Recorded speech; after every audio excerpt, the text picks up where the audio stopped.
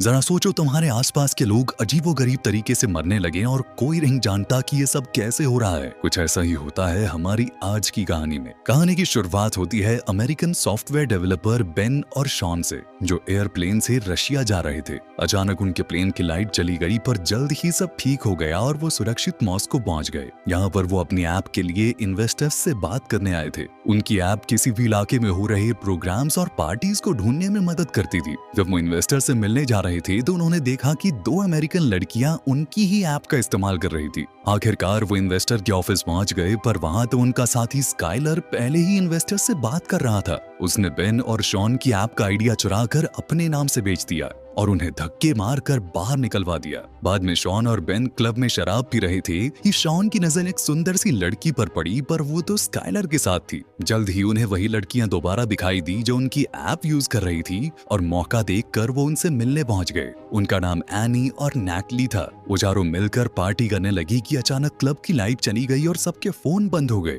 शहर के लोग बाहर सड़कों पर आ गए और उन्होंने आसमान में पीले रंग का धुआं देखा। अचानक वो चमकने लगा और जल्द ही पीली रोशनी की छोटी छोटी बॉल्स जमीन की तरफ बढ़ने लगी। एक बॉल शॉन के ग्रुप के पास आ गई और सभी डरकर पीछे हट गए। ये रोशनी अब बिल्कुल थोड़ी थोड़ी दिखाई दे रही थी। एक पुलिस वाले ने अपने डंडे से उसे छुआ, पर अचानक रोशनी ने उसे खींचकर भस्म कर दिया। चारों ओर हाहाकार मच गया और जल्द ही कई रोशनी वाली बॉल्स ने सैकड़ों लोगों की जान ले ली। शॉन का ग्रुप और कई लोग दौड़कर क्लब में घुस गए और उस रोशनी ने सभी खिड़कियां तोड़ डाली। असल में रोशनी नहीं बल्कि अजीबोगरीब जीव थे, जिन्हें इंसानों को छोड़कर सब कुछ ग्रे दिखाई देता था। जल्द ही वो रोशनी सबको खींचकर भस्म करने लगी, पर अचानक किसी ने शराब में आग लगाकर बोतल उसकी ओर फेंकी और वो जीव पीछे हट गया। जल्द ही स्काइलर भी क्लब में घुस गया और फिर शॉन का ग्रुप छिपते हुए स्टोर रूम में पहुंचा। बाहर वो रोशनी बेरहमी से लोगों की जानें ले रही थी। अचानक कोई दरवाजा पीटने लगा तो नैटली ने देखा कि ये स्काइलर था। उसने स्काइलर को अंदर आने दिया और सभी कई घंटों तक अंदर ही छुपे रहे।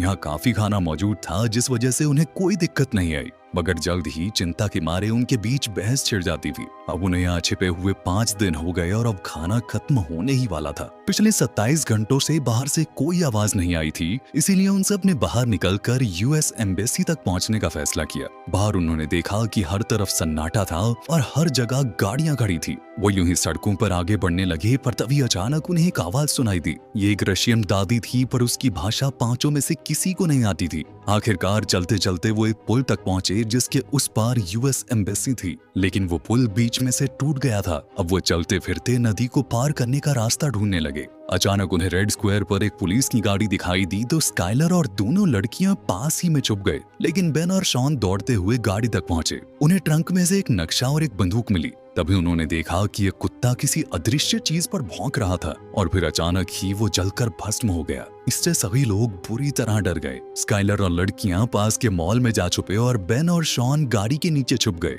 जल्द ही वो जीव गाड़ी के पास आया और उसकी रोशनी से गाड़ी का सायरन बजने लगा।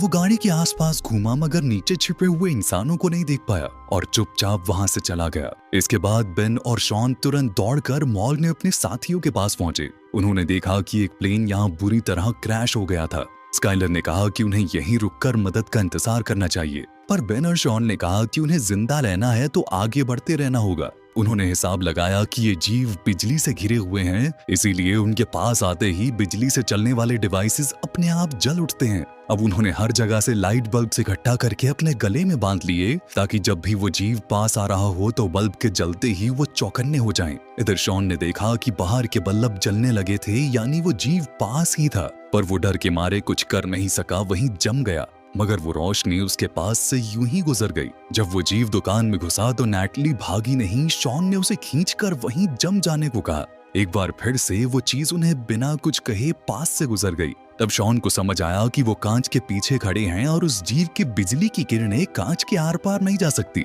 शायद इसीलिए वो उन्हें नहीं देख पाया। इसके बाद वो मॉल से निकलकर जैसे तैसे यूएस एम्बेसी पहुंचे, पर वो बिल्डिंग पूरी तरह बर्बाद हो चुकी थी। दरवाजे पर हजारों गोलियां बिखरी पड़ी थी।